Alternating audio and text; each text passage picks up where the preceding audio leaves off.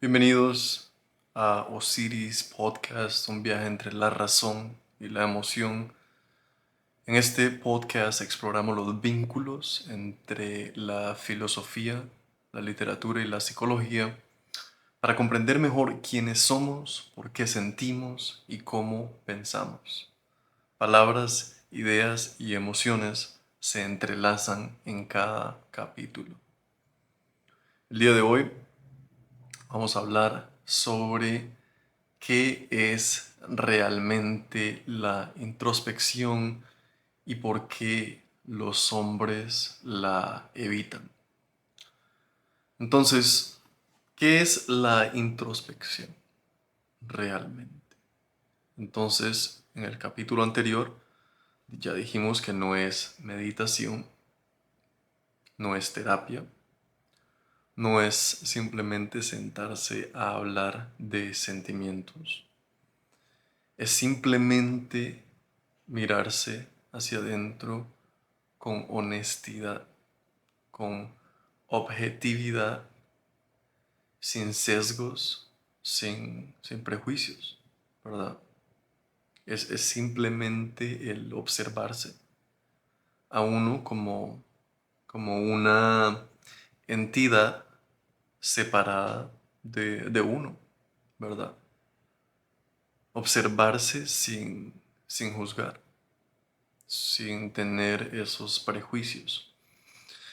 Entonces, el vivir sin introspección es como manejar un carro sin nunca revisar el motor, ¿verdad? Sin nunca echarle aceite. Usted le da y le da y le da y le da. Y el carro va a funcionar hasta que ya no funciona, ¿verdad? Va a llegar un día en donde se le va a joder el motor.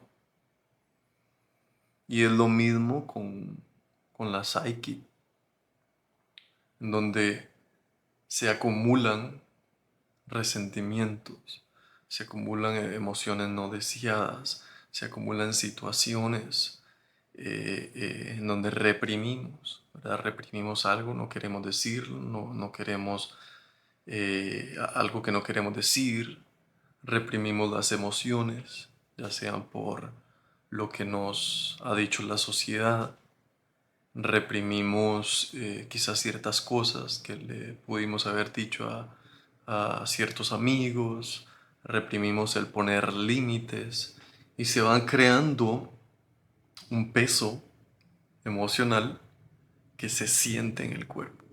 No sé si a veces ustedes se han sentido como cansados, como pesados, como que les cuesta caminar, como que no se sienten pues relativamente mal o relativamente bien, pero tampoco mal y no saben qué es. Y a veces son este tipo de cosas que se reprimen, emociones, sensaciones, pensamientos, deseos, ¿verdad?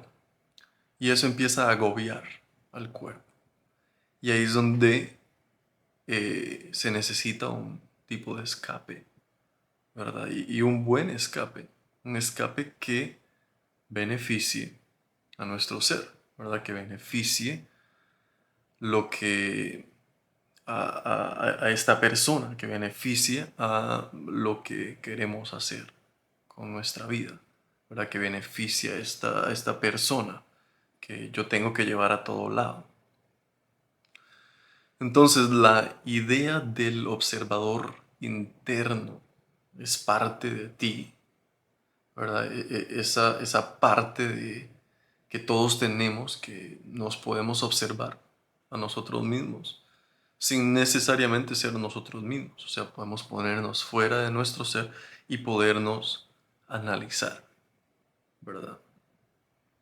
Y esa es como la diferencia entre reaccionar y responder, que pronto pues voy a hablar también sobre eso. Ahora, la introspección es una habilidad, no un rasgo de personalidad, necesariamente, ¿verdad? Entonces, se aprende, es una habilidad que se aprende, es una habilidad que se tiene que desarrollar y mayormente se tiene que practicar, ¿verdad? No es algo como que lo traemos dentro de nosotros o quizás fuese mejor si se nos enseñara en la escuela, en la educación y que se normalizara también. Porque si la introspección se normaliza, o sea, no estuviéramos lidiando con muchos de los problemas sociales, de ideología, porque hay mucha falta de eso, de introspección, de sentido común, de la habilidad de ver más allá que nuestras propias limitaciones. Entonces es sumamente importante el aprender esta habilidad y el poderla desarrollar porque nos va a traer beneficios increíbles, ¿verdad? Tanto en las relaciones con nosotros mismos, que quizás o es la relación más importante que tenemos, tanto como en relaciones con otras personas, ¿verdad? Ahora, ¿dónde está la distorsión en la introspección? En la introspección pueden haber ciertas distorsiones y hay que tener cierto cuidado cuando se empieza a hacer el trabajo de introspección. Número uno es que se puede hacer adicto, uno se puede hacer adicto a si se quiere cambiar inmediatamente. Y ese es el perfeccionismo, ¿verdad? Por eso es que es sumamente importante el observar desde un punto de vista objetivo, no juzgar, no querer cambiarlo inmediatamente, porque se puede ser adicto, ¿sabes? Y ese no es el objetivo. El objetivo no es apuntar a todo lo que tenemos malo o lo que hacemos mal, sino es observar y cuando venga el momento de cambio, pues lo hacemos, vamos a estar más conscientes. Ahora, otra distorsión es que si no se tiene paciencia, y acabo de mencionarlo, es sumamente esencial ser paciente. El ser paciente con uno mismo nos va a ayudar a que seamos pacientes con los otros, nos va a ayudar a construir mejores relaciones, porque ya no vamos a tener tantísimas expectativas sobre cómo los otros se tienen que comportar y eso va a crear relaciones más estables a largo plazo. Va a crear una intimidad muy profunda. Y otra vez, en las relaciones interpersonales que tenemos hoy en día, nos hace falta muchísima intimidad, porque no tenemos la paciencia, la responsabilidad y la curiosidad de cuidar del otro, de conocer verdaderamente, profundamente a la persona con la que nos estamos desenvolviendo. Entonces, la paciencia con nosotros mismos es sumamente esencial en este proceso de introspección, cuando se hace introspección. Otra razón que puede distorsionar el proceso de introspección es que si hay mucha inconstancia, ¿verdad? El proceso de introspección tiene que ser constante. No estoy diciendo que tenga que hacerse 3 horas todos los días, eso depende en el tiempo que maneje cada persona, ¿verdad? Depende en el interés, depende en qué tanto se pueda enfocar una persona también. Pero sí, el ser consistente nos va a ayudar a mantener ese nivel de conciencia, ¿verdad? Nos vamos a recordar de ciertas cosas, de ciertos patrones, los vamos a tener presente, los vamos a seguir quizás entrando un poquito más a profundidad. Quizás la próxima vez vamos a entrar a profundidad en el mismo tema, pero de una manera diferente. Y eso nos va a permitir que el cambio, quizás no a un periodo corto, pero a largo plazo, el cambio va a ser sumamente pues radical, ¿verdad?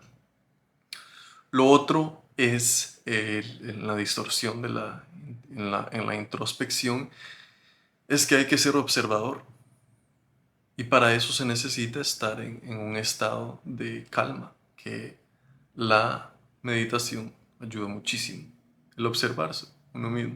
Uno está, digamos que está en la computadora trabajando y uno se observa. Es como un chequeo interno, es como un chequeo emocional, ¿verdad? En donde me encuentro, que me siento medio estresado, me acaba quizás de enojar lo que me dijo mi novia, mi esposa, me llegó un mensaje de texto que me enojó y cómo se siente ese enojo en el cuerpo.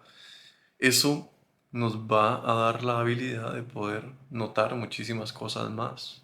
El ser observador, no solo del ambiente, sino de nosotros mismos. Y no estar constantemente en nuestras cabezas, ¿verdad? Pensando, analizando cosas, pensando en el pasado, analizando el futuro, qué voy a hacer más tarde, sino estar ahí presente como un observador.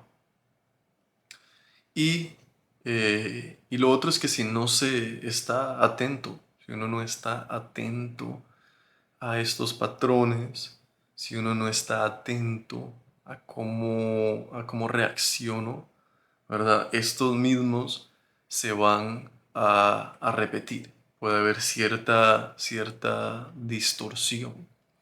Y esto de atento, le voy a añadir un poquito más, es también el nivel de enfoque.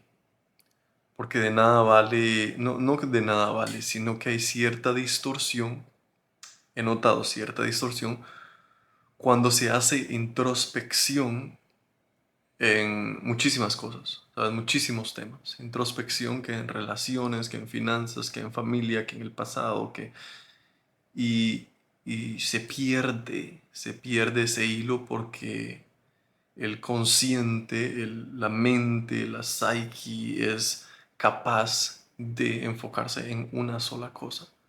Entonces a veces es mejor entrar en profundidad en algunos temas o en un solo tema que ir a mirar 10 temas diferentes, por ejemplo.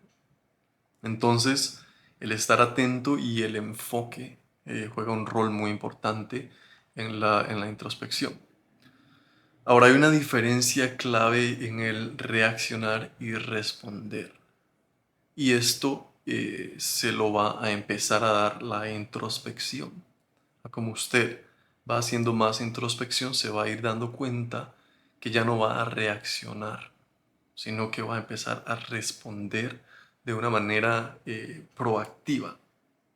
Pues, por ejemplo, el reaccionar, y no estoy hablando de la reacción instintiva, porque está también la reacción del instinto, ¿verdad?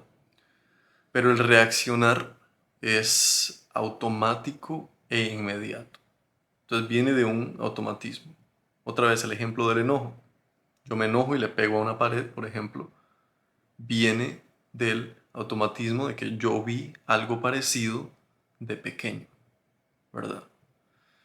Otra es que viene del patrón, no de la elección. El reaccionar viene del patrón, no de la elección.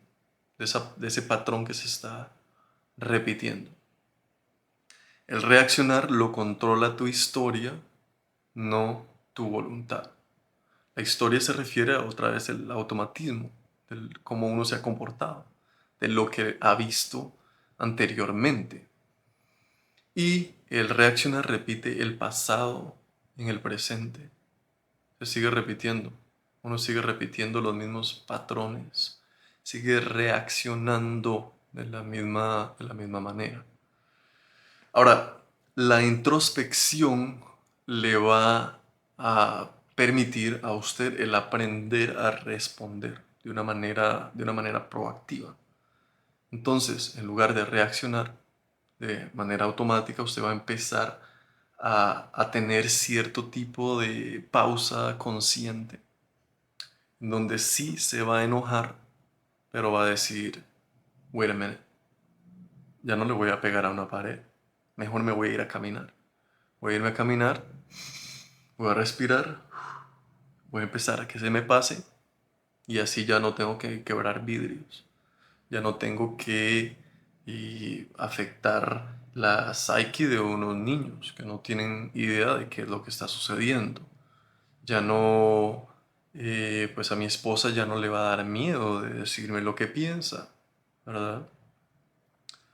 De igual manera, el responder, y esto es lo que otra vez la introspección le va a permitir a usted, el responder viene de la observación interna, ¿verdad? El reaccionar viene de un automatismo, el pasado viene del patrón, y el responder proactivamente va a venir de una observación interna, de la introspección, que le va a permitir a usted decidir, ¿verdad? Cambiar, de cierto modo, la existencia, la experiencia de existir, porque usted ya no va a repetir esos patrones, ¿verdad? El responder lo controla quien decides ser. Y uno decide ser constantemente. En cada acción uno puede decidir cómo, cómo ser. Y uno tiene muchísimo control sobre eso. Y otra vez, la introspección le va a permitir muchísimo el poder controlar quién usted decida ser. El responder crea espacio para el cambio real. Otra vez, el reaccionar es una repetición de una acción del pasado, ¿verdad? De un automatismo. El responder proactivamente crea ese espacio que le permite a usted un cambio real. Por ejemplo, si anteriormente usted en sus relaciones, cada vez que una mujer se le acercaba, qué sé yo, que usted andaba, no sé, que usted en el trabajo, por ejemplo. Usted ya ha tenido 3 relaciones porque usted le da vuelta a su pareja con compañeros de trabajo. Si usted hace un poco de introspección y se da cuenta de dónde viene, se da cuenta del por qué lo hace, observa, ¿verdad? Reflexiona en lo que le ha pasado anteriormente y la cuarta vez decide conscientemente de que ya no lo quiere hacer. Cuando esa persona se le acerque, ¿verdad? Usted va a decir, no, yo no voy a repetir este patrón porque ya sé hacia dónde me lleva. Ya sé qué es lo que causa. Y es caos. Caos. Y a veces uno se puede volver adicto a ese tipo de caos si no conoce otra cosa más. ¿Verdad? Si no conoce lo que es el amor, la tranquilidad, la paz. Si todo a lo que uno ha estado acostumbrado es caos y estrés, otra vez el cerebro va a querer volver a eso que se siente familiar. El cerebro va a querer volver a eso que se siente familiar para protegerlo, ¿verdad? Para no tener que gastar tantísima energía en algo nuevo, en construir algo nuevo, en quizás crear una nueva realidad. Entonces, ¿por qué los hombres evitan la introspección? ¿Por qué los hombres evitan la introspección? Y esto se puede ver en la cantidad de hombres que van a terapia, por ejemplo, es muchísimo más bajo que las mujeres, ¿verdad? Esto se puede ver también en la habilidad de las mujeres de poder expresar lo que ellas sienten de una manera más específica. A un hombre normalmente le toma muchísimo tiempo en poder identificar cuál es esa emoción, de dónde viene, e incluso algo que parece simple, el hecho de poder identificar qué emoción es la que un hombre está sintiendo, porque nos cuesta más por el hecho de que hay cierta narrativa cultural, ¿verdad? En donde muchas personas dicen, los hombres resuelven, no sienten, ¿verdad? Entonces, desde pequeño, a la mayoría de los hombres se les señala o se les enseña una ecuación simple. Y es que los hombres no lloran, ¿verdad? Los hombres no lloran. Entonces, se premia al que aguanta, se premia al que no llora, que sigue adelante sin quejarse. Y esto no es como una decisión consciente, sino como un condicionamiento social. Es un condicionamiento acumulado durante años, reforzado por la familia, los amigos, la cultura, los medios. Por ejemplo, ¿cuántas veces han visto ustedes a un hombre llorando en la calle? ¿Cuántas veces han visto a sus papás llorar, verdad? En comparación a las mujeres. Y en eso las mujeres tienen una ventaja increíble. Y es que, de cierta manera, la sociedad apoya esa expresión, ¿verdad? Esa expresión femenina, en donde las mujeres son más honestas con sus emociones. Y se puede también apreciar en las conversaciones que tienen entre ellas, en donde muchas se hablan de emociones, en comparación a los hombres, en donde muchas de las conversaciones son muy superficiales, ¿verdad? Se habla que de fútbol, de carros, de mujeres, de emociones, no mucho. Entonces, hay cierta narrativa cultural que nos limita a poder entendernos mejor. Nos limita el poder sentir lo que se siente, la angustia, el dolor de perder a una persona, el dolor de quizás no haber tenido un papá que nos apoyara, el dolor de la muerte de un familiar, ¿verdad? eh, el dolor de quizás no apreciar ciertos aspectos de uno mismo, porque pues hay ciertas limitaciones narrativas sociales, ¿verdad? Entonces el resultado es un hombre adulto que no tiene el vocabulario emocional para describir lo que pasa, lo que le pasa por dentro, no porque sea incapaz, sino porque nunca se lo enseñaron. O sea, nunca se lo enseñaron. A los hombres no nos enseñan a cómo expresar las ideas, las emociones, las sensaciones, los deseos.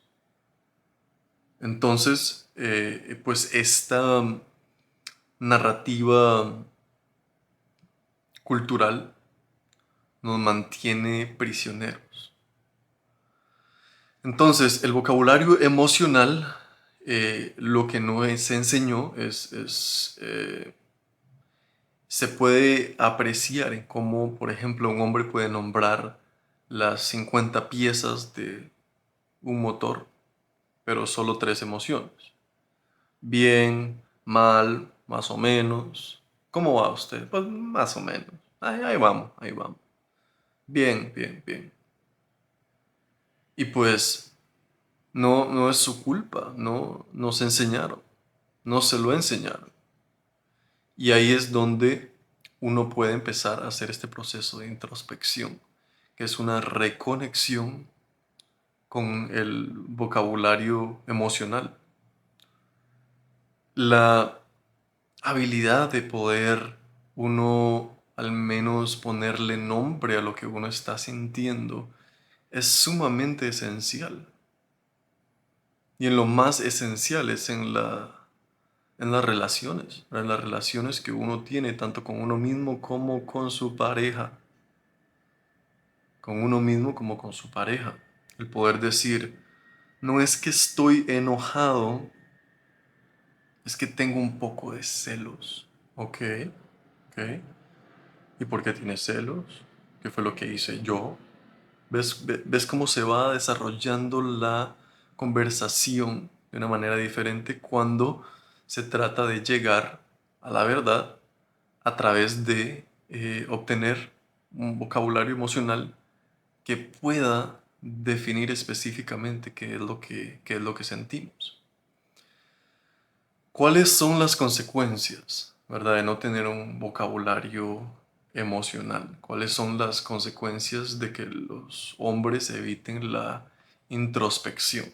Número uno es que sin palabras para nombrar lo que se siente, pues no puede comunicarlo. Y si no hay comunicación, no hay intimidad. Sin comunicación verbal o no verbal, que incluso la no verbal es sumamente importante.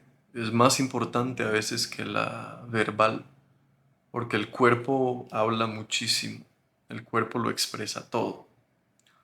Otra consecuencia es que sin poder comunicarlo, pues no puede pedir ayuda.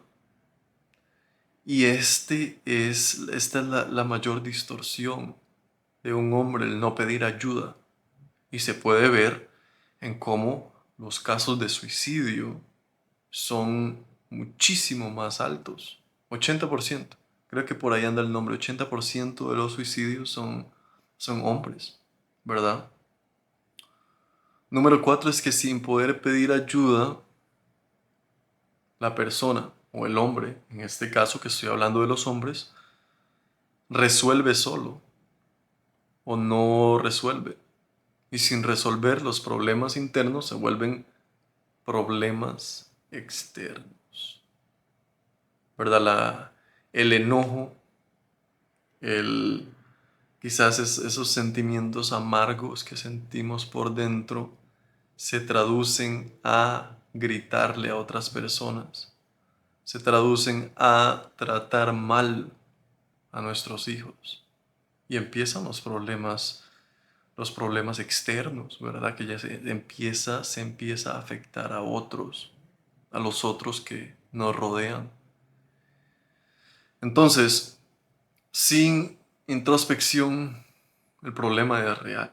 O sea, los hombres son buenos resolviendo problemas externos, pero cuando el problema es interno, la misma habilidad se convierte en una trampa, ¿verdad? Entonces, los hombres intentan resolver la ansiedad trabajando más. Intentan resolver el vacío comprando, conquistando o controlando. Intentan resolver el dolor ignorando, sin notar que no desaparece, solo se desplaza, ¿verdad? Entre más ignora uno el dolor, se desplaza a otro lado y va a salir de una u otra manera. Entonces, no puedes resolver lo que no has nombrado. No se puede resolver lo que no has nombrado. O sea, si yo no sé que yo estoy enojado, vamos a utilizar otra. Si yo no sé que lo que tengo son celos y no se lo digo a mi esposa, a mi novia, a mi pareja, entonces no nos vamos a poder sentar a discutirlo, ¿verdad? Si yo siento que hay ciertos comportamientos de mi pareja que son un poco indiferentes y no puedo nombrar qué es lo que me hacen sentir, es muy difícil el poder resolver la raíz de muchos de los problemas que nos están afectando en nuestras relaciones, ¿verdad? Entonces, para cerrar con una frase de Platón, dice que la primera y más grande victoria es conquistarse a uno mismo. Conquistarse a uno mismo. ¿Y para qué? Pues para buscar un futuro que sea un futuro en donde nos podamos beneficiar a profundidad, no solo nosotros, sino también las personas con las que interactuamos, las personas con las que convivimos y traer paz, ¿verdad? Que haya paz, que sea un ambiente de verdad de paz, no de caos y estrés constante. Entonces, esto ha sido todo por hoy. Nos vemos en el próximo episodio. Si les gustó, gracias por escuchar. Y si creen que hay alguien más que les puede ayudar este tipo de información, compartan, que se los voy a agradecer muchísimo. Así que nos vemos en el próximo episodio.